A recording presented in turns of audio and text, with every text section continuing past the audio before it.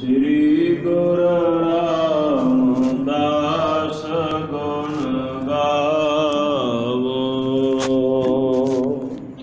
श्री अर्जन विघ्नन के नाशक, विघ्नन के नाशक।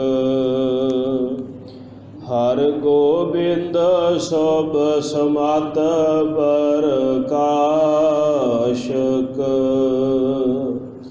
श्री हर राय नमो कर जोरी, नमो कर जोरी। गुर हर कृष्ण मनाए बहोरी। तेग बहादुर परम कृपाला, परम कृपाला। श्री गुरु गोबिंद सिंह विशाला। तरੋਂ ਤਰਾ ਪਰ ਪੁਨ ਪੁਨ ਸੀਸਾ, ਪੁਨ ਪੁਨ ਸੀਸਾ। ਬੰਦੋਂ ਬਾਰ ਬਾਰ ਜਗਦੀਸਾ। ਜਾਮ ਹੈ ਅੰਮ੍ਰਿਤ ਗਿਆਨ ਹੈ, ਮਾਨੁਕ ਭਗਤ ਵੈਰਾਗ। श्री गुरु ग्रंथ साहिब उदद, बंदों कर अनुराग। श्री गुर शब्द कमाए जिन, जीते पंच विकार। तिन संतन को बंदना, सिर चरणन पर धार। एक ओंकारा सतगुरु, तेह प्रसाद सच होए। वाहिगुरु जी की फतेह, विघ्न विनाशन सोए। वाहिगुरु जी की फतेह, विघ्न विनाशन सोए।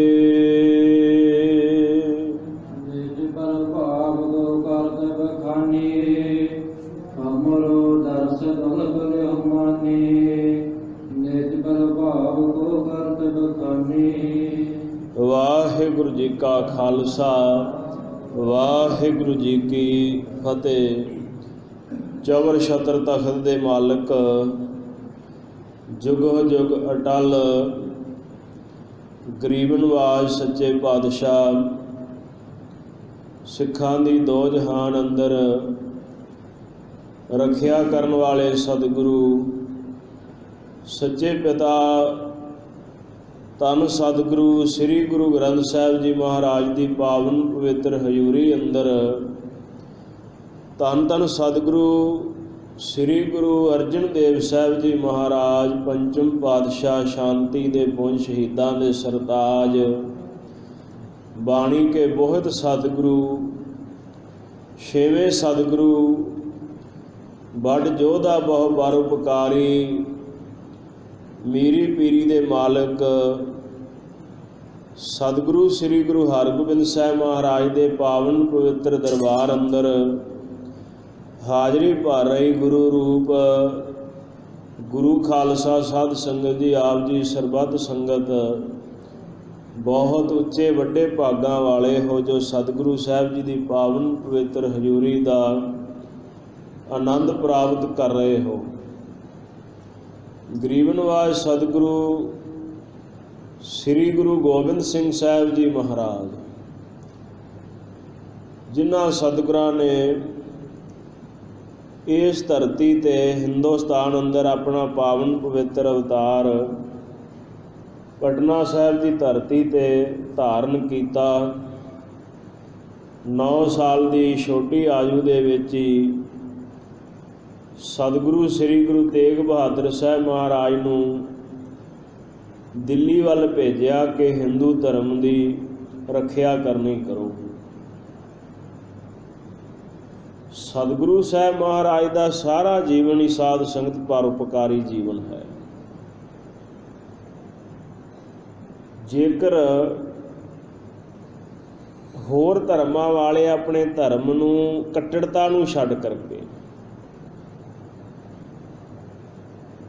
बिना किसी भेदभाव तो बिना किसी मन दे विच कोई रंजिश तो बिना सोचण ते फैसला फिर ये आवेगा कि गुरु गोबिंद सिंह महाराज वर्गा कोई रहबर नहीं होया। ये गल मैं नहीं कह रहा, ये गल कही है लाला दौलत राय ने, जिन्हों ने एक किताब बहुत सोहनी लिखी है साहिबे कमाल गुरु गोबिंद सिंह महाराज। ये गल मैं नहीं कह रहा, ये गल कही है एक मुसलमान फकीर ने धर्म तो उच्चा उठ करके, जाति तो उच्चा उठ करके जोगी अल्लाह यार खां। सतगुरु साहब महाराज का कोई सानी नहीं है तो ना ही कोई होवेगा गुरु गोबिंद सिंह महाराज वर्गा। जिस सतगुरु ने अपना समुचा परिवार, अपने बच्चे, अपने पिता नूं, अपने माता नूं वारिया है खालसे वास्ते ते इस धरती दे रहन वाले लोगों वास्ते, हिंदुआं वास्ते। गुरु साहब महाराज तो सुतंत्र ने, आज़ाद ने, सतगुरु नूं कोई लोड़ नहीं है युद्ध करन दी।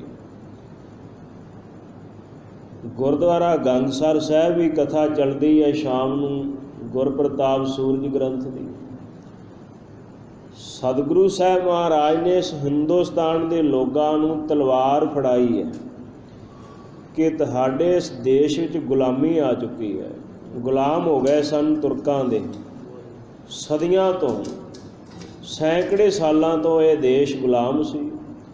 धन गुरु गोबिंद सिंह महाराज सच्चे पातशाह ने तलवार फड़ाई, युद्ध करना सिखाया, खालसा पंथ साजिया ते वहम भरम भी महाराज ने लोगों के दूर किए ने। ये गुरु साहब महाराज की पहल कदमी सी। पर सोचने वाली गल यह है कि जिन्हां लोगों वास्ते, हिंदू धर्म वास्ते महाराज आज़ादी लियाउणी चाहुंदे, ओह ही सतगुरु महाराज दे नाल नहीं जुड़े। सब तो वड्डा विरोध किया ही उन्होंने। पहाड़ी राजे जिहड़े ने वो मिसाल है, आनंदपुर साहब की धरती के नेड़े है, सतगुरु का विरोध करते हैं। महाराज कहते ने तलवार चलाउणी सिखो, छड्ड दित्ती है तुसीं तलवार पहलां चलाउंदे सी। राजपूत राजिਆਂ ने युद्ध किए ते राज भाग कायम किया। उन्होंने मुगलिया सल्तनत नाल, तुरकां नाल संधि कर ली, इत्थों तक संधि कर ली कि अपनियां पुत्रियां देण विच भी शान समझण लग पे सन। गुरु साहब महाराज, धन गुरु गोबिंद सिंह महाराज का पावन इतिहास चल रहा है। साध संगत, आप जी सारी संगत वड्डियां भागां वाले हो जो सतगुरु साहब के पावन पवित्र इतिहास नूं सरवण कर रहे हो। अते जिहड़ा हुण प्रसंग चल रहा है, ये प्रसंग साध संगत तुसीं सारी संगत नित कथा सुनने वाले हो, रोजाना दे नितनेमी गुरसिख हो। तो ये सारा प्रसंग जदों पूरा हो जाता है, देवी प्रगट वाला प्रसंग ये सिरलेख हेठ दर्ज है। फिर भाई साहब भाई वीर सिंह जी ने इस प्रसंग का निर्णय किया है कि गुरु गोबिंद सिंह महाराज सच्चे पातशाह देवी के उपासक नहीं हैं। जिहड़ियां देवियां हिंदू धर्म में पूजियां जांदियां उन्हां दे उपासक नहीं हैं। सतगुरु साहब अकाल पुरख के उपासक हैं। इत्थे केवल ये प्रसंग भाई साहब जी ने 2-3 प्रसंग दर्ज ने, कविराज भाई संतोख सिंह जी ने दर्ज किए ने। पंडित जो है ना केशव पंडित, केशव दास, ਉਹਦੇ मन का भरम दूर करने वास्ते ते खालसे नूं वडियाई देण वास्ते महाराज साहब जी ने कौतक रचाया है। गुरु गोबिंद सिंह सच्चे पातशाह महाराज ने ਮਤਾ ਕੋਈ ਇਹ ਮਨ ਵਿੱਚ ਸਮਝ ਲਵੇ ਕਿ ਸਤਿਗੁਰੂ ਨੇ ਦੇਵੀ ਦੀ ਪੂਜਾ ਕੀਤੀ, ਸਤਿਗੁਰੂ ਮਹਾਰਾਜ ਭਰਮ ਤੋੜ ਰਹੇ ਨੇ। ਸਾਰੀ ਸੰਗਤ ਨੇ ਇਸ ਪ੍ਰਸੰਗ ਨੂੰ ਪ੍ਰੇਮ ਦੇ ਨਾਲ ਸਰਵਣ ਕਰਨਾ। ਮਨ ਚਿਤ ਬਿਰਤੀ ਨੂੰ ਕਰੋ ਇਕਾਗਰ, ਆਖੋ ਜੀ ਸਤਿਨਾਮ ਸ੍ਰੀ ਵਾਹਿਗੁਰੂ ਜੀ। ਨਿਜ ਪ੍ਰਭਾਵ ਕੋ ਕਰਤ ਬਖਾਨੀ। ਸਤਿਗੁਰੂ ਸਾਹਿਬ ਮਹਾਰਾਜ ਅਨੰਦਪੁਰ ਸਾਹਿਬ ਦੀ ਧਰਤੀ ਤੇ ਹਨ। ਮਹਾਰਾਜ ਸਾਹਿਬ ਜੀ ਨੇ ਜਾਪ ਸ਼ੁਰੂ ਕੀਤਾ ਤੇ ਜਿਹੜੀਆਂ ਸਾਰੀਆਂ ਹੀ ਸਾਧ ਸੰਗਤ ਸਿੱਧੀਆਂ ਨੇ ਨਾ, ਸ਼ਕਤੀਆਂ ਨੇ, ਇਹ ਗੁਰੂ ਸਾਹਿਬ ਮਹਾਰਾਜ ਦੇ ਕੋਲ ਪਹੁੰਚ ਗਈਆਂ ਨੇ। ਗੁਰਬਾਣੀ ਦੇ ਵਿੱਚ ਇਹ ਜ਼ਿਕਰ ਕੀਤਾ ਹੈ ਭੱਟਾਂ ਦੇ ਸਵਈਆਂ ਦੇ ਵਿੱਚ ਤੀਸਰੇ ਪਾਤਸ਼ਾਹ ਜੀ ਦੇ ਬਾਬਤ ਕਿ ਗੁਰੂ ਸਾਹਿਬ ਮਹਾਰਾਜ ਆਪ ਜੀ ਇੰਨੇ ਸਮਰੱਥ ਪੁਰਖ ਹੋ ਕਿ ਦੁਨੀਆ ਦੇ ਲੋਕਾਂ ਨੂੰ ਜਿਹੜੀਆਂ ਇਹ ਰਿੱਧੀਆਂ ਸਿੱਧੀਆਂ ਨੇ ਇਹ ਮੋਹ ਲੈਂਦੀਆਂ ਨੇ, ਪਰ ਆਪ ਜੀ ਤੇ ਤਾਂ ਖੱਬੇ ਹੱਥ ਦਾ ਖੇਡ ਹੈ, ਖੱਬੇ ਹੱਥ ਵਿੱਚ ਹੀ ਵਸਦੀਆਂ ਹਨ। ਇੰਨੀ ਤਾਕਤ ਦੇ ਤੁਸੀਂ ਮਾਲਕ ਹੋ। ਗੁਰੂ ਸਾਹਿਬ ਮਹਾਰਾਜ ਕਹਿੰਦੇ ਨੇ ਰਿੱਧ ਸਿੱਧ ਅਵਰਾ ਸਾਧ। ਇਹਨਾਂ ਰਿੱਧੀਆਂ ਸਿੱਧੀਆਂ ਦਾ ਹੋਰ ਹੀ ਸਵਾਦ ਹੈ, ਭਾਵ ਕਿ ਰੱਬ ਦੇ ਨਾਮ ਵਰਗਾ ਸਵਾਦ ਨਹੀਂ ਹੈ। ਜਿਸ ਬੰਦੇ ਨੇ ਰੱਬ ਤੱਕ ਪਹੁੰਚ ਬਣਾਉਣੀ ਹੈ ਨਾ, ਪਰਮੇਸ਼ਰ ਤੱਕ, ਉਹ ਇਹਨਾਂ ਤੋਂ ਵੀ ਉੱਪਰ ਉੱਠ ਜਾਂਦਾ ਹੈ। ਤੇ ਜਿਹੜੇ ਸਾਧ ਸੰਗਤ ਨਾਮ ਜਪ ਲੈਣ, ਕੋਈ ਸੇਵਾ ਕਰਨ, ਤਪ ਕਰਨ, ਤਪੱਸਿਆ ਘਾਲ ਕਰਨ, ਮਨ ਵਿੱਚ ਇੱਛਾ ਹੋਵੇ ਕਿ ਪ੍ਰਮਾਤਮਾ ਨੂੰ ਮਿਲਣਾ ਹੈ, ਸਤਿਗੁਰੂ ਦੇ ਘਰ ਤੱਕ ਪਹੁੰਚ ਬਣਾਉਣੀ ਹੈ, ਸੋਦਰ ਤੱਕ ਪਹੁੰਚਣਾ ਹੈ, ਉਹਨਾਂ ਨੂੰ ਰਸਤੇ ਦੇ ਵਿੱਚ ਇਹ ਰਿੱਧੀਆਂ ਸਿੱਧੀਆਂ ਆਉਂਦੀਆਂ ਨੇ, ਕਰਾਮਾਤ ਦਿਖਾਉਂਦੀਆਂ ਨੇ। ਤੇ ਕਈ ਲੋਕ, ਕਈ ਪਿਆਰੇ ਇਹਨਾਂ ਦੇ ਵਿੱਚ ਹੀ ਉਲਝ ਕਰਕੇ ਰਹਿ ਜਾਂਦੇ ਤੇ ਪ੍ਰਮਾਤਮਾ ਤੱਕ ਨਹੀਂ ਪਹੁੰਚ ਸਕਦੇ। ਗੁਰੂ ਨਾਨਕ ਸਾਹਿਬ ਸੱਚੇ ਪਾਤਸ਼ਾਹ ਮਹਾਰਾਜ ਨੇ ਸਿੱਧਾਂ ਦੇ ਨਾਲ ਵਿਚਾਰ ਕੀਤੀ ਹੈ। ਸਿੱਧਾਂ ਕੋਲ ਕਰਾਮਾਤਾਂ ਬਹੁਤ ਸਨ, ਬਹੁਤ ਸ਼ਕਤੀਆਂ ਸੀ ਉਹਨਾਂ ਕੋਲ। ਮਹਾਰਾਜ ਕਹਿੰਦੇ ਸਨ ਇਹ ਮੁਕਤੀ ਨਹੀਂ ਹੈ, ਮੁਕਤ ਮਾਰਗ ਇਸ ਤੋਂ ਵੀ ਅਗਲਾ ਪੰਥ ਹੈ। ਤੁਸੀਂ ਤਾਂ ਕਰਾਮਾਤਾਂ ਦੇ ਵਿੱਚ ਹੀ ਉਲਝ ਗਏ ਹੋ ਤੇ ਸੰਸਾਰ ਦਾ ਭਲਾ ਕੌਣ ਕਰੇਗਾ? ਆਪਣੇ ਆਪ ਨੂੰ ਚੰਗੇ ਸਾਬਤ ਕਰਨ ਦੇ ਵਿੱਚ ਗੁਰੂ ਗੋਬਿੰਦ ਸਿੰਘ ਸੱਚੇ ਪਾਤਸ਼ਾਹ ਮਹਾਰਾਜ ਦੀ ਦਸਮ ਬਾਣੀ ਪੜ੍ਹੋ। ਸਤਿਗੁਰੂ ਕਹਿੰਦੇ ਜਿਹੜੇ ਕਰਾਮਾਤਾਂ ਦਿਖਾਉਂਦੇ ਨਾ ਆਪਣੀ ਕੇਵਲ ਵਡਿਆਈ ਵਾਸਤੇ ਕਿ ਅਸੀਂ ਬਹੁਤ ਚੰਗੇ ਹਾਂ, ਸਾਡੀ ਪੂਜਾ ਕਰੋ, ਸਿੱਧ ਲੋਕ। ਮਹਾਰਾਜ ਕਹਿੰਦੇ ਜੇ ਆਕਾਸ਼ ਵਿੱਚ ਉੱਡਦੇ ਰਹਿੰਦੇ ਹੋ ਨਾ ਸਿੱਧੀਆਂ ਦੇ ਦੁਆਰਾ, ਸ਼ਕਤੀਆਂ ਦੁਆਰਾ, ਤੇ ਫਿਰ ਤਾਂ ਪੰਛੀ ਵੀ ਉੱਡਦੇ ਰਹਿੰਦੇ ਹਨ। ਜੇ ਸਿੱਧੀਆਂ ਦੇ ਦੁਆਰਾ ਤੁਸੀਂ ਹਵਾ ਖਾਂਦੇ ਰਹਿੰਦੇ ਹੋ, ਹਵਾ ਹੀ ਤੁਹਾਡੀ ਖੁਰਾਕ ਹੈ, ਤੇ ਕਈ ਐਸੇ ਜੀਵ ਨੇ ਜਿਨ੍ਹਾਂ ਦੀ ਖੁਰਾਕ ਹਵਾ ਹੈ। ਜੇਕਰ ਤੁਸੀਂ ਜੰਗਲਾਂ ਦੇ ਫਲ ਹੀ ਇਕੱਲੇ ਖਾਂਦੇ ਰਹਿੰਦੇ ਹੋ, ਹੋਰ ਕੁਝ ਖਾਂਦੇ ਨਹੀਂ, ਤੇ ਫਿਰ ਬਾਂਦਰ ਵੀ ਇਕੱਲੇ ਫਲ ਖਾ ਕੇ ਗੁਜ਼ਾਰਾ ਕਰਦੇ ਨੇ। ਇਸ ਵਿਸ਼ੇ 'ਤੇ ਸਤਿਗੁਰੂ ਸਾਹਿਬ ਜੀ ਨੇ ਬਹੁਤ ਚੋਖਾ ਗਿਆਨ ਮਹਾਰਾਜ ਨੇ ਦਸਮ ਗ੍ਰੰਥ ਦੀ ਬਾਣੀ ਵਿੱਚ ਜ਼ਿਕਰ ਕੀਤਾ ਹੈ। ਨਿਜ ਪ੍ਰਭਾਵ ਕੋ ਕਰਤ ਵਖਾਨੀ, ਆਪਣੇ ਪ੍ਰਭਾਵ ਨੂੰ ਰਿੱਧੀਆਂ ਸਿੱਧੀਆਂ ਵਿਖਿਆਨ ਕਰਨ ਲੱਗੀਆਂ ਹਨ। ਆਖਿਆ ਸਾਡਾ ਦਰਸ਼ਨ ਜਿਹੜਾ ਹੈ ਦੁਰਲੱਭ ਮਨ ਕਰਕੇ ਚੱਲੋ ਤੁਸੀਂ। ਤੇ ਜਿਹੜੀਆਂ ਸਾਰੀਆਂ ਸ਼ਕਤੀਆਂ ਨੇ, ਜਿਹੜੀ ਕੁਬੇਰ ਦੀ ਸ਼ਕਤੀ ਹੈ ਨਾ, ਕੁਬੇਰ ਦੇ ਪਾਸ ਖਜ਼ਾਨਾ ਮੰਨਿਆ ਗਿਆ ਹੈ, ਇਹ ਆਪਣਾ ਪ੍ਰਭਾਵ ਦੱਸ ਰਹੀ ਹੈ ਜੀ। ਕੁਬੇਰ ਸ਼ਕਤੀ ਕਹਿੰਦੀ ਸਾਡੇ ਕੋਲ 9 ਨਿਧੀਆਂ, ਜਿਹੜੇ 9 ਖਜ਼ਾਨੇ ਭਰਪੂਰ ਨੇ, ਗੁਰੂ ਸਾਹਿਬ ਨੂੰ ਕਹਿੰਦੀਆਂ ਇਹ ਪ੍ਰਾਪਤ ਕਰ ਲੈਣਾ ਕਰੋ। ਤੇ 18 ਸਿੱਧੀਆਂ ਜਿਹੜੀਆਂ ਨੇ ਇਹ ਵੀ ਉਚਾਰਦੀਆਂ ਪਈਆਂ ਸਤਿਗੁਰੂ ਸਾਹਿਬ ਜੀ ਨੂੰ। 9 ਨਿਧੀ 18 ਸਿੱਧੀ ਪਿੱਛੇ ਲੱਗੀਆਂ ਫਿਰਨ। ਸਾਧ ਸੰਗਤ 9 ਪ੍ਰਕਾਰ ਦੇ ਖਜ਼ਾਨੇ ਨੇ ਤੇ 18 ਪ੍ਰਕਾਰ ਦੀਆਂ ਸ਼ਕਤੀਆਂ ਹਨ, ਵੱਖ-ਵੱਖ ਤਰ੍ਹਾਂ ਦੀਆਂ। ਮੁੱਖ ਇਹ ਹੈ ਪਰ ਕਾਇਆ ਪ੍ਰਵੇਸ਼ ਸਿੱਧੀ, ਪਰਾਏ ਦੇ ਤਨ ਦੇ ਵਿੱਚ ਪ੍ਰਵੇਸ਼ ਕਰ ਜਾਣਾ। ਜਿੱਦਾਂ ਬਾਬਾ ਰਾਮ ਰਾਏ ਸਨ, ਉਹ ਦਸਮ ਦਵਾਰ ਦੇ ਵਿੱਚ ਚਲੇ ਜਾਂਦੇ ਸੀ ਤੇ ਹੋਰ ਲੋਕ ਵਿੱਚ ਜਾ ਕਰਕੇ ਵੀ ਸੇਵਕਾਂ ਦਾ ਭਲਾ ਕਰਾਉਂਦੇ ਸੀ, ਕਿਉਂਕਿ ਗੁਰੂ ਸੁਪੁੱਤਰ ਸਨ। ਪਰ ਜਦੋਂ ਮਸੰਦਾਂ ਨੇ ਉਹਨਾਂ ਦੇ ਸਰੀਰ ਨੂੰ, ਕਾਇਆ ਨੂੰ ਹੀ ਸਾੜ ਦਿੱਤਾ, ਅਗਨਦਾਹ ਕਰ ਦਿੱਤਾ, ਸਰੀਰ ਨਹੀਂ ਮਿਲਿਆ ਫਿਰ ਉਹਨਾਂ ਨੂੰ ਕੋਈ।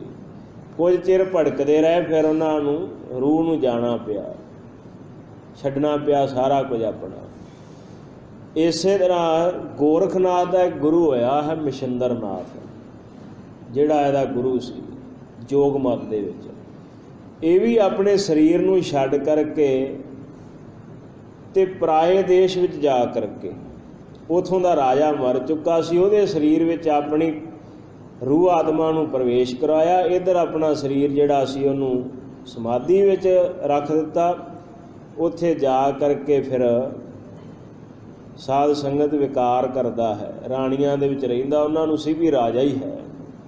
ਪਰ ਜਦੋਂ ਗੋਰਖਨਾਥ ਨੂੰ ਕਿਸੇ ਨੇ ਤਰਕ ਕੀਤੀ ਵੀ ਤੂੰ ਵੱਡਾ ਜੋਗੀ ਬਣਿਆ ਫਿਰਦਾ, ਤੇਰਾ ਗੁਰੂ ਤਾਂ ਆਪ ਵਿਕਾਰਾਂ ਵਿੱਚ ਡੁੱਬਾ ਹੈ, ਫਿਰ ਗੋਰਖਨਾਥ ਜਿਹੜਾ ਸੀ ਉੱਥੇ ਜਾ ਕੇ ਕੀ ਕੀਤਾ ਕਿ ਕੰਨ ਪੜਵਾ ਲਏ ਨੇ। ਤੇ ਮਛਿੰਦਰ ਨਾਥ ਨੇ ਰਾਜਾ ਬਣ ਕੇ ਆਖਿਆ ਸੀ ਮੇਰੇ ਦਰਬਾਰ ਵਿੱਚ, ਮੇਰੇ ਰਾਜ ਭਾਗ ਵਿੱਚ ਕੋਈ ਕੰਨ ਪਾਟਾ ਨਾ ਵੜਨ ਦੇਣਾ। ਉਹਨੂੰ ਪਤਾ ਸੀ ਮੇਰਾ ਚੇਲਾ ਆ ਗਿਆ ਤੇ ਮੈਨੂੰ ਰੋਕੇਗਾ। ਫਿਰ ਇਹਨੇ ਪਹਿਲਾਂ ਤਾਂ ਜਿਹੜੀ ਜੋੜੀ ਹੈ ਨਾ, ਤਬਲਾ ਸਿੱਖਿਆ ਵਜਾਉਣਾ, ਕੰਨ ਲੁਕੋ ਕਰਕੇ, ਜਿਵੇਂ ਜੋਗੀ ਕੰਨ ਪਾਟੇ ਹੁੰਦੇ ਪਰ ਫਿਰ ਵੀ ਕੰਨ ਆਪਣੇ ਲੁਕੋ ਲੈਂਦੇ ਹਨ। ਉੱਥੇ ਪਹੁੰਚ ਗਿਆ ਤੇ ਜਾ ਕਰਕੇ ਫਿਰ ਤਬਲੇ ਦੀ ਧੁਨੀ ਐਸੀ ਵਜਾਈ ਵੀ ਉਹਨੂੰ ਦੱਸਿਆ ਵੀ ਕਿਹੜੇ ਕੰਮ ਦੇ ਵਿੱਚ ਪਿਆ ਤੂੰ, ਹੈ ਤੇ ਮੇਰਾ ਗੁਰੂ ਹੈ, ਚੱਜ ਦੇ ਕੰਮ ਕਰ। ਤੇ ਗੁਰੂ ਨਾਨਕ ਸਾਹਿਬ ਮਹਾਰਾਜ ਦੀ ਬਾਣੀ ਦੇ ਵਿੱਚ ਇਹ ਉਪਦੇਸ਼ ਹੈ, ਸੁਣ ਮਾ ਛਿੰਦਰਾ ਨਾਨਕ ਬੋਲੇ, ਵਸਗਤ ਪੰਚ ਕਰੇ ਨਹਿ ਡੋਲੇ। ਮਹਾਰਾਜ ਕਹਿੰਦੇ ਪੰਜਾਂ ਨੂੰ ਵਸ 'ਚ ਕਰ, ਕਾਮ ਕ੍ਰੋਧ ਲੋਭ ਹੰਕਾਰ ਨੂੰ, ਫਿਰ ਨਹੀਂ ਡੋਲੇਗਾ। ਅਸਲ ਸਿਧਾਂਤ ਇਹ ਹੈ ਕਿ ਰਿੱਧੀਆਂ ਸਿੱਧੀਆਂ ਤੋਂ ਵੀ ਗੁਰਸਿੱਖ ਨੇ ਉੱਪਰ ਉੱਠ ਜਾਣਾ ਹੈ। ਇਹਨਾਂ ਪੰਜਾਂ ਨੂੰ ਵਸ ਵਿੱਚ ਕਰਨਾ, ਮੁਕਤੀ ਪ੍ਰਾਪਤ ਹੋਵੇਗੀ ਜੇ ਰੱਬ ਦੇ ਨਾਲ ਜੁੜੋਗੇ। ਇਹ ਨਾ ਹੋਵੇ ਕਿ ਰਸਤੇ ਵਿੱਚ ਹੀ ਤੁਸੀਂ ਸੰਸਾਰ ਨੂੰ ਆਪਣਾ ਵਿਖਾਉਣਾ ਤੁਰ ਪਵੋ, ਸ਼ਕਤੀ ਵਿਖਾਉਣ ਲੱਗ ਪਓ। ਗੁਰਸਿੱਖਾਂ ਵਿੱਚ ਇਹ ਸਹਿਜੇ ਹੀ ਆ ਜਾਂਦਾ ਹੈ ਸਾਧ ਸੰਗਤ ਇਹ ਅਵਸਥਾ ਵੀ। ਸਿੱਧੀਆਂ ਵੀ ਜਿਹੜੀਆਂ ਕਹਿੰਦੀਆਂ ਨੇ 18 ਆਪਣਾ ਪ੍ਰਭਾਵ ਦੱਸਦੀਆਂ, ਆਹ ਫਾਇਦਾ ਹੈ। ਹੋਰ ਸਿੱਧੀਆਂ ਕਿਹੜੀਆਂ ਨੇ ਆਪਣੇ ਸਰੂਪ ਨੂੰ ਛੋਟਾ ਕਰ ਲੈਣਾ, ਆਕਾਸ਼ ਵਿੱਚ ਉਡਾ ਲੈਣਾ। ਜਿਵੇਂ ਸਿੱਧਾਂ ਦੀਆਂ ਸਾਖੀਆਂ ਆਉਂਦੀਆਂ ਗੁਰ ਇਤਿਹਾਸ ਦੇ ਵਿੱਚ, ਇਵੇਂ ਕਹਿਣਾ ਕੀਤਾ ਸਤਿਗੁਰੂ ਸਾਹਿਬ ਜੀ ਨੂੰ, ਤੇ ਇਹ ਕਿਉਂ ਤੁਮ ਤਾਪ ਤਪੋ ਤਨ ਭਾਰੀ। ਗੁਰੂ ਸਾਹਿਬ ਨੂੰ ਕਹਿੰਦੇ ਤੁਸੀਂ ਕਿਉਂ ਇੰਨੀ ਤਪੱਸਿਆ ਕਰਦੇ ਹੋ, ਕਿਉਂ ਇੰਨਾ ਨਾਮ ਜਪਦੇ ਹੋ ਤੁਸੀਂ, ਅਸੀਂ ਤੁਹਾਡੇ ਕੋਲ ਆ ਜਾਂਦੀਆਂ ਹਨ ਸ਼ਕਤੀਆਂ, ਕਹਿੰਦੀਆਂ ਨੇ ਸਾਨੂੰ ਵਰਤੋਂ ਵਿੱਚ ਲਿਆਓ। ਕੀ ਲੋੜ ਹੈ ਨਾਮ ਜਪਣ ਦੀ, ਤਪੱਸਿਆ ਕਰਨ ਦੀ। ਅਸੀਂ ਸਾਰੀਆਂ ਹੀ ਆਪ ਜੀ ਦੇ ਅਧੀਨ ਹਾਂ ਜੀ, ਅਨੁਸਾਰ ਹਾਂ ਜੀ। ਜਿਹੜਾ ਵੀ ਤੁਸੀਂ ਕੰਮ ਸਾਨੂੰ ਆਖਿਆ ਕਰੋਗੇ, ਜੋ ਵੀ ਕਹੋਗੇ, ਅਸੀਂ ਬਿਨਾਂ ਕਿਸੇ ਦੇਰੀ ਤੋਂ ਉਹ ਕਰ ਦਿਆ ਕਰਾਂਗੇ। ਸਾਧ ਸੰਗਤ, ਗੁਰੂ ਘਰ ਦੇ ਵਿੱਚ ਕਰਾਮਾਤ ਦੀ ਕੋਈ ਕਮੀ ਨਹੀਂ ਹੈ। ਅੱਜ ਕੱਲ੍ਹ ਦੇ ਵਿੱਚ ਇਹ ਸ਼ੰਕਾ ਕੀਤਾ ਜਾਂਦਾ ਬਹੁਤ ਵੱਡਾ, ਜਾਂ ਇੱਦਾਂ ਕਹਿ ਲਓ ਸ਼ੰਕਾ ਪਾਇਆ ਜਾਂਦਾ ਕਿ ਗੁਰੂ ਘਰ ਵਿੱਚ ਸ਼ਕਤੀ ਨਹੀਂ ਹੈ, ਕਰਾਮਾਤ ਨੂੰ ਤੇ ਮੰਨਦੇ ਹੀ ਨਹੀਂ ਹਨ ਗੁਰੂ ਸਾਹਿਬ। ਦੋ ਗੱਲਾਂ ਨੇ ਸਾਧ ਸੰਗਤ, ਕਰਾਮਾਤ ਨੂੰ ਗੁਰੂ ਸਾਹਿਬ ਮੰਨਦੇ ਹਨ, ਪਰ ਗੁਰੂ ਸਾਹਿਬ ਜੀ ਨੇ ਕਰਾਮਾਤ ਦਿਖਾਈ ਉੱਥੇ ਹੈ ਜਿੱਥੇ ਸੰਸਾਰ ਦਾ ਭਲਾ ਹੈ, ਜਗਤ ਦਾ ਭਲਾ ਹੈ। ਆਪਣੇ ਵਾਸਤੇ ਮਹਾਰਾਜ ਨੇ ਕੋਈ ਕਰਾਮਾਤ ਨਹੀਂ ਦਿਖਾਈ। ਸਤਵੇਂ ਪਾਤਸ਼ਾਹ ਸਾਹਿਬ ਸ੍ਰੀ ਗੁਰੂ ਹਰਿ ਰਾਏ ਸਾਹਿਬ ਮਹਾਰਾਜ ਦੇ ਸਪੁੱਤਰ ਨੇ। ਸਤਿਗੁਰੂ ਸਾਹਿਬ ਦੇ ਦੋ ਸਾਹਿਬਜ਼ਾਦੇ ਨੇ, ਬਾਬਾ ਰਾਮ ਰਾਏ ਤੇ ਧੰਨ ਗੁਰੂ ਹਰਿਕ੍ਰਿਸ਼ਨ ਸਾਹਿਬ ਮਹਾਰਾਜ। ਜਦੋਂ ਬਾਦਸ਼ਾਹ ਔਰੰਗਜ਼ੇਬ ਦੇ ਵੱਲ ਭੇਜਿਆ ਤੇ ਸਤਿਗੁਰੂ ਕਹਿੰਦੇ ਨੇ, ਪੁੱਤਰ ਤੁਸੀਂ ਮੇਰੇ ਵੱਡੇ ਸਾਹਿਬਜ਼ਾਦੇ ਹੋ, ਤੁਹਾਡੀ ਰਸਨਾ ਤੇ ਗੁਰੂ ਨਾਨਕ ਸਾਹਿਬ ਦਾ ਵਾਸਾ ਹੈ, ਜੋ ਬੋਲੋਗੇ ਉਹੋ ਹੀ ਹੋ ਜਾਏਗਾ। ਸਾਧ ਸੰਗਤ, ਪਿਤਾ ਸਤਿਗੁਰੂ ਦੇ ਬਚਨ ਤੇ ਵੀ ਵਿਸ਼ਵਾਸ ਨਹੀਂ ਸੀ। ਜਦੋਂ ਤਿਆਰੀ ਕਰ ਲਈ ਹੈ, ਪਾਲਕੀ ਤੋਰਨੀ ਹੈ ਤੇ ਪਾਲਕੀ ਨੂੰ ਆਖਿਆ ਤੁਰ, ਤੇ ਪਾਲਕੀ ਬਿਨਾਂ ਕੁਹਾਰਾਂ ਤੋਂ, ਮੋਢਿਆਂ ਤੇ ਚੁੱਕ ਕੇ ਖੜਨੀ ਸੀ ਨਾ ਪਾਲਕੀ, ਬਿਨਾਂ ਕੁਹਾਰਾਂ ਤੋਂ ਪਾਲਕੀ ਤੁਰ ਪਈ ਹੈ। ਪਰਖ ਕਰ ਲਈ ਵੀ ਸ਼ਾਇਦ ਇਹ ਨਾ ਹੋਵੇ ਜਦੋਂ ਬਾਦਸ਼ਾਹ ਦੇ ਦਰਬਾਰ ਜਾਵਾਂ ਤੇ ਮੇਰੀ ਹਾਨੀ ਹੋ ਜਾਏ। 72 ਕਰਾਮਾਤਾਂ ਦਿਖਾਈਆਂ ਨੇ ਬਾਦਸ਼ਾਹ ਦੇ ਦਰਬਾਰ ਵਿੱਚ, ਬਹੁਤ ਕੁਝ ਕੀਤਾ, ਪਰ ਆਖਰ ਗੱਲ ਕਿੱਥੇ ਆ ਕੇ ਨਿਬੜਦੀ ਹੈ ਕਿ ਗੁਰੂ ਘਰ ਨਾਲ ਕਿੰਨੇ ਕੁ ਜੁੜੇ ਹੋਏ ਨੇ। ਬਾਣੀ ਦਾ ਉਪਦੇਸ਼ ਹੀ ਬਦਲ ਦਿੱਤਾ। ਮਿੱਟੀ ਮੁਸਲਮਾਨ ਕੀ ਪੇੜੇ ਪਈ ਪਈ ਘੁਮਿਆਰ, ਇਹ ਸ਼ਬਦ ਨੂੰ ਬਦਲ ਕੇ ਕਹਿ ਦਿੱਤਾ ਮਿੱਟੀ ਬੇਈਮਾਨ ਕੀ। ਗੁਰੂ ਸਾਹਿਬ ਜੀ ਨੇ ਆਖਿਆ ਇਹ ਸਾਨੂੰ ਮਨਜ਼ੂਰ ਨਹੀਂ ਕਿ ਗੁਰੂ ਨਾਨਕ ਸਾਹਿਬ ਦੀ ਬਾਣੀ ਨੂੰ ਬਦਲ ਦੇਵੇ। ਕਰਾਮਾਤਾਂ ਥਾਂ ਨੇ ਗੁਰੂ ਘਰ ਵਿੱਚ, ਆਪਣੇ ਵਾਸਤੇ ਨਹੀਂ ਮਹਾਰਾਜ ਦਿਖਾਉਂਦੇ। ਛੇਵੇਂ ਪਾਤਸ਼ਾਹ ਜੀ ਦੇ ਦਰਬਾਰ ਵਿੱਚ ਆਪਾਂ ਬੈਠੇ ਹਾਂ। ਸਤਿਗੁਰੂ ਸਾਹਿਬ ਜੀ ਦੇ ਵੱਡੇ ਸਪੁੱਤਰ ਧੰਨ ਬਾਬਾ ਗੁਰਦਿੱਤਾ ਸਾਹਿਬ ਜੀ ਨੇ ਜਦੋਂ ਕਰਾਮਾਤ ਦਿਖਾ ਦਿੱਤੀ ਨਾ, ਮਰੀ ਹੋਈ ਗਾਂ ਕੀਰਤਪੁਰ ਸਾਹਿਬ ਦੀ ਧਰਤੀ 'ਤੇ ਜਿੰਦਾ ਕਰ ਦਿੱਤੀ। ਅਤੇ ਸਤਿਗੁਰੂ ਕਹਿੰਦੇ ਇੱਕ ਮਿਆਨ ਵਿੱਚ ਦੋ ਤਲਵਾਰਾਂ ਨਹੀਂ ਪੈਣਗੀਆਂ। ਬਾਬਾ ਅਟੱਲ ਜੀ ਨੇ ਆਪਣੇ ਸਾਥੀ ਮੋਹਨ ਨੂੰ ਜਵਾ ਦਿੱਤਾ। ਅੰਮ੍ਰਿਤਸਰ ਸਾਹਿਬ ਦੀ ਧਰਤੀ ਹੈ। ਸਤਿਗੁਰੂ ਕਹਿੰਦੇ ਇੱਦਾਂ ਨਹੀਂ ਹੋਣਾ। ਸਰੀਰ ਤਿਆਗ ਦਿੱਤਾ ਸੀ ਕੌਲਸਰ ਸਾਹਿਬ ਸਰੋਵਰ ਦੇ ਕੰਢੇ 'ਤੇ, ਜਿੱਥੇ ਦਰਬਾਰ ਬਣਿਆ ਹੈ ਬਾਬਾ ਅਟੱਲ ਜੀ ਦਾ। ਅਤੇ ਬਾਬਾ ਗੁਰਦਿੱਤਾ ਸਾਹਿਬ ਜੀ ਵੀ ਚਾਦਰ ਲੈ ਕੇ ਪੈ ਗਏ, ਸਰੀਰ ਛੱਡ ਦਿੱਤਾ। ਗੁਰੂ ਸਾਹਿਬ ਦਾ ਸਿਧਾਂਤ ਇਹ ਹੈ ਕਿ ਕਰਾਮਾਤ ਦਿਖਾਓ, ਉੱਥੇ ਦਿਖਾਓ ਜਿੱਥੇ ਜਗਤ ਦਾ ਭਲਾ ਹੈ, ਜਗਤ ਨੂੰ ਕੁਝ ਮਿਲਦਾ ਹੈ। ਇਹ ਨਹੀਂ ਕਿ ਆਪਣੇ ਵਾਸਤੇ ਹੀ, ਆਪਣੀ ਮਸ਼ਹੂਰੀ ਵਾਸਤੇ, ਆਪਣੇ ਨਾਲ ਦੁਨੀਆ ਨੂੰ ਜੋੜਨ ਵਾਸਤੇ ਕਰਾਮਾਤ ਨਹੀਂ ਦਿਖਾਉਣੀ। ਗੁਰੂ ਘਰ ਅਥਾਹ ਸ਼ਕਤੀਆਂ ਭਰਪੂਰ ਹੈ, ਅਨੰਤ ਕਲਾ ਹੋਏ ਠਾਕੁਰ ਚੜ੍ਹਿਆ। ਮਹਾਰਾਜ ਕਹਿੰਦੇ ਅਨੇਕਾਂ ਹੀ ਸ਼ਕਤੀਆਂ ਸਮੇਤ ਹੋ ਕੇ ਠਾਕੁਰ ਭਗਵਾਨ ਗੁਰੂ ਨਾਨਕ ਸਾਹਿਬ ਮਹਾਰਾਜ ਆਏ ਹਨ ਇਸ ਧਰਤੀ 'ਤੇ। ਪਰ ਸਿੱਧੀਆਂ ਗੁਰੂ ਘਰ ਦੇ ਵਿੱਚ ਇਸ ਤਰ੍ਹਾਂ ਨਹੀਂ ਵਿਖਾਈਆਂ ਜਾਂਦੀਆਂ। ਸਿੱਧੀਆਂ ਨੇ ਆਖਿਆ ਜੋ ਤੁਸੀਂ ਕਹੋ ਅਸੀਂ ਕਰਾਂਗੀਆਂ, ਤੁਹਾਡੀ ਆਗਿਆ ਮੰਨਾਂਗੀਆਂ ਜੀ।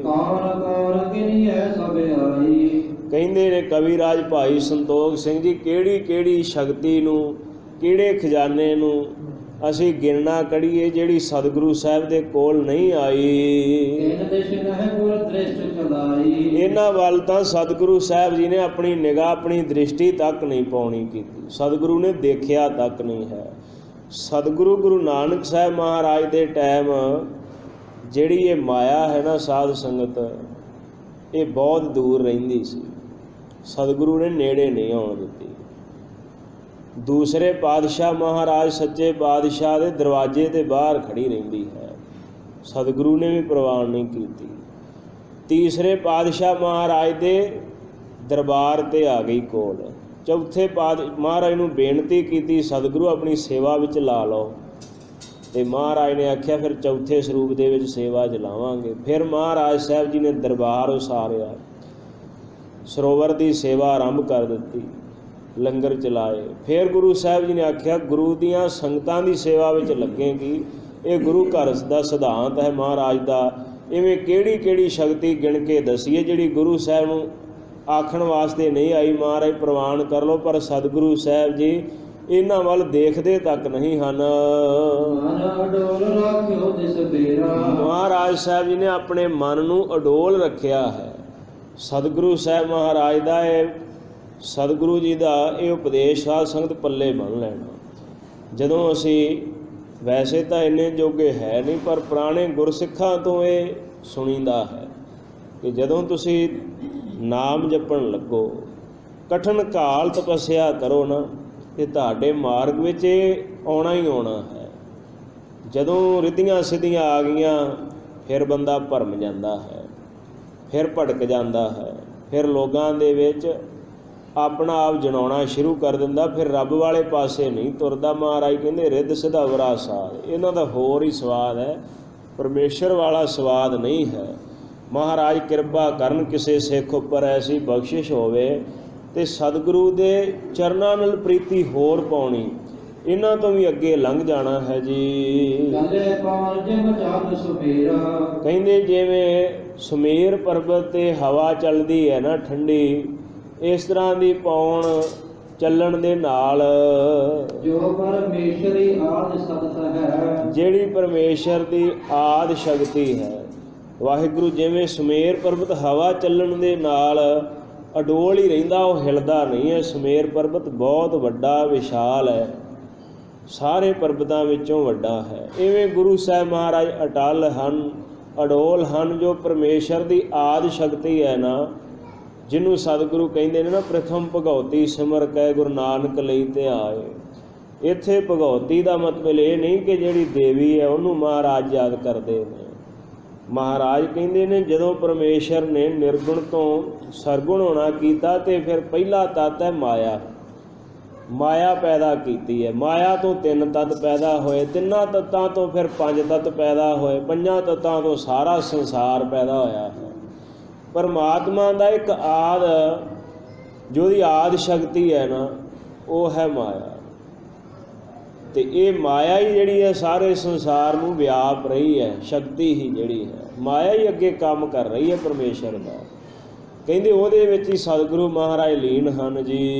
ਇਸੀ ਧਿਆਨ ਵਿੱਚ ਚਿਤ ਅਸ਼ਕਤ ਹੈ। ਉਸ ਦੇ ਧਿਆਨ ਵਿੱਚ ਹੀ ਸਤਿਗੁਰੂ ਸਾਹਿਬ ਮਹਾਰਾਜ ਦਾ ਚਿੱਤ ਜੋ ਹੈ ਸਾਧ ਸੰਗਤ ਤੇ ਜੁੜਿਆ ਹੈ, ਮਗਨ ਹੈ, ਤਦਾਕਾਰ ਲੱਗਾ ਹੋਇਆ ਹੈ। ਜਿਸੈ ਅਰਾਧੈ ਸ਼ਿਵ ਬਿਦ ਵਿਸ਼ਨੂੰ, ਜਿਸ ਸ਼ਕਤੀ ਨੂੰ ਵਿਸ਼ਨੂੰ, ਬ੍ਰਹਮਾ, ਸ਼ਿਵ ਜੀ ਇਹ ਤਿੰਨੇ ਦੇਵਤੇ ਧਿਆਉਂਦੇ ਹਨ। ਕਰਨ ਕੁਬੇਰ ਸੂਰ ਸਤ ਜਿਸ਼ਨੂੰ, ਜਿਹਨੂੰ ਕੁਬੇਰ ਦੇਵਤਾ, ਚੰਦਰਮਾ, ਸੂਰਜ ਅਤੇ ਸਾਧ ਸੰਗਤ ਇਸੇ ਪ੍ਰਕਾਰ ਵਰਨ ਦੇਵਤਾ ਇਹ ਯਾਦ ਕਰਦੇ ਹਨ।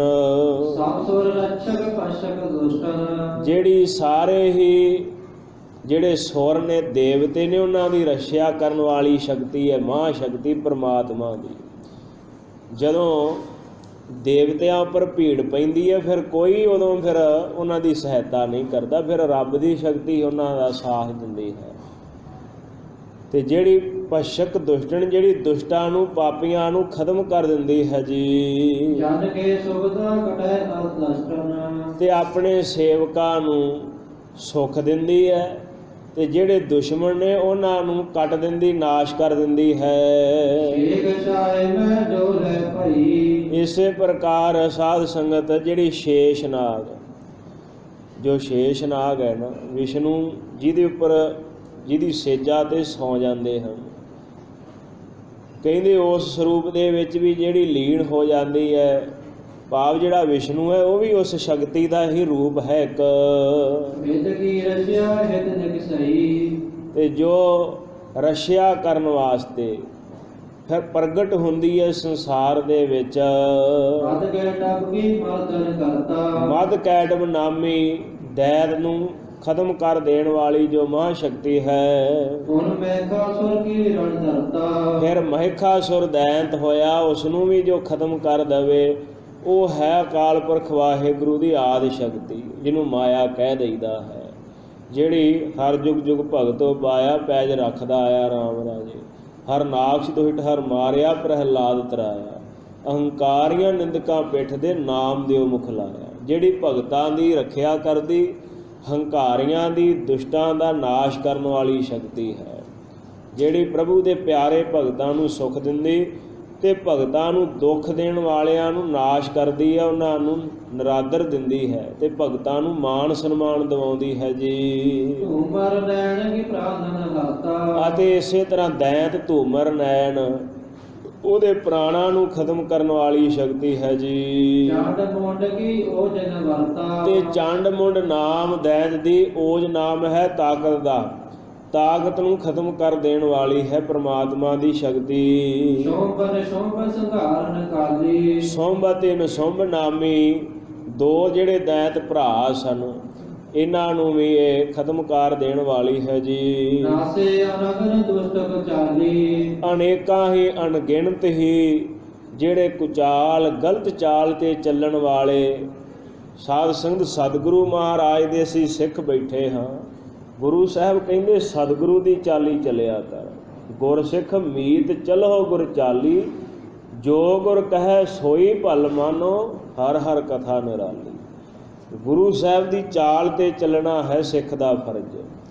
ਗੁਰੂ ਸਾਹਿਬ ਦਾ ਜੋ ਮਾਰਗ ਹੈ ਨਾ, ਸਿੱਖ ਮਾਰਗ, ਖਾਲਸਾ ਪੰਥ, ਰਹਿਤ ਰੱਖਣੀ, ਨਿਤਨੇਮ ਦੀ ਬਾਣੀ ਦਾ ਭਰੋਸਾ ਰੱਖਣਾ, ਨਿਤਨੇਮ ਕਰਨਾ, ਗੁਰਸਿੱਖਾਂ ਦੀ ਸੇਵਾ ਕਰਨੀ, ਜੋ ਸਤਿਗੁਰੂ ਸਾਹਿਬ ਮਹਾਰਾਜ ਨੇ ਸਾਨੂੰ ਇਹ ਮਾਰਗ ਦਿੱਤਾ। ਗੁਰੂ ਗ੍ਰੰਥ ਸਾਹਿਬ ਮਹਾਰਾਜ ਨੂੰ ਮੰਨਣਾ, ਪੂਜਣਾ, ਅਕਾਲ ਪੁਰਖ ਵਾਹਿਗੁਰੂ ਦੇ ਨਾਲ ਜੁੜਨਾ, ਇਹ ਸਤਿਗੁਰੂ ਸਾਹਿਬ ਦੀ ਚਾਲ ਹੈ।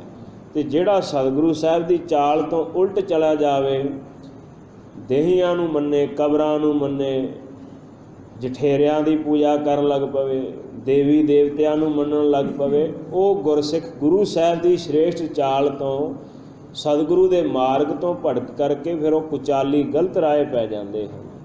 ਮਹਾਰਾਜ ਕਹਿੰਦੇ, ਭਾਈ ਸਾਹਿਬ ਜੀ ਕਹਿ ਰਹੇ ਨੇ, ਜਿਹੜੀ ਅਨੇਕਾਂ ਹੀ ਅਣਗਿਣਤ ਦੁਸ਼ਟ ਲੋਕਾਂ ਨੂੰ ਭੈੜੀ ਚਾਲ 'ਤੇ ਚੱਲਣ ਵਾਲਿਆਂ ਨੂੰ ਖਤਮ ਕਰਦੀ ਹੈ।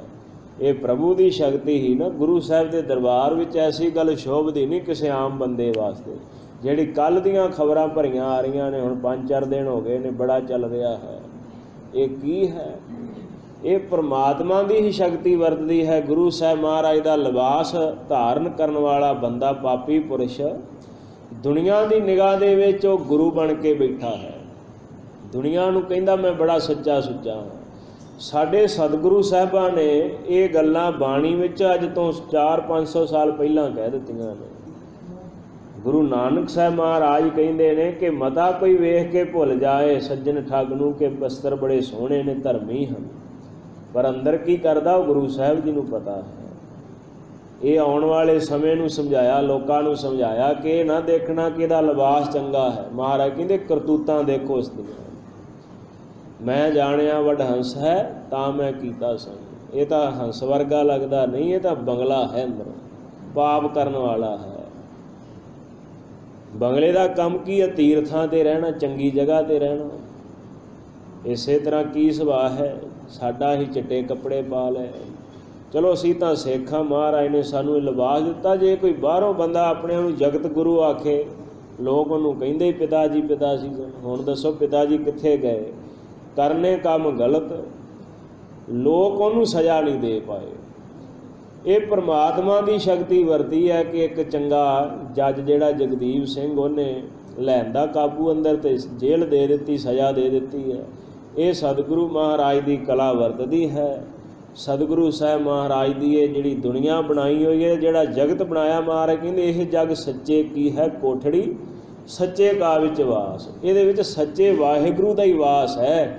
ਲੱਖ ਕੋਈ ਭਾਵੇਂ ਬਹਾਨੇ ਬਣਾ ਲੈ, ਜਿੰਨਾ ਮਰਜ਼ੀ ਛਲਾਵਾ ਕਰ ਲਵੇ, ਮੈਂ ਬੜਾ ਚੰਗਾ ਹਾਂ, ਪਰਮਾਤਮਾ ਉਹਦਾ ਪਾਪ ਲੋਕਾਂ ਸਾਹਮਣੇ ਉਜਾਗਰ ਕਰ ਹੀ ਦਿੰਦੇ ਨੇ ਗੁਰੂ ਸਾਹਿਬ। ਇੱਥੇ ਕੋਈ ਨਹੀਂ ਟਿਕ ਪਾਉਂਦਾ ਇਸ ਦੁਨੀਆ ਦੇ ਵਿੱਚ। ਇਹ ਸਾਡੇ ਸਤਿਗੁਰੂ ਸਾਹਿਬ ਹੀ ਨੇ ਜਿਹੜੇ ਪੂਰਨ ਹਨ। ਕਾਮ ਕ੍ਰੋਧ ਲੋਭ ਮੋਹ ਹੰਕਾਰ ਪੰਜਾਂ ਤੋਂ ਰਹਿਤ ਨੇ। ਪੂਰਨ ਸਤਿਗੁਰੂ ਹਨ, ਪਰਮਾਤਮਾ ਦੇ ਉਹ ਅਵਤਾਰ ਹਨ।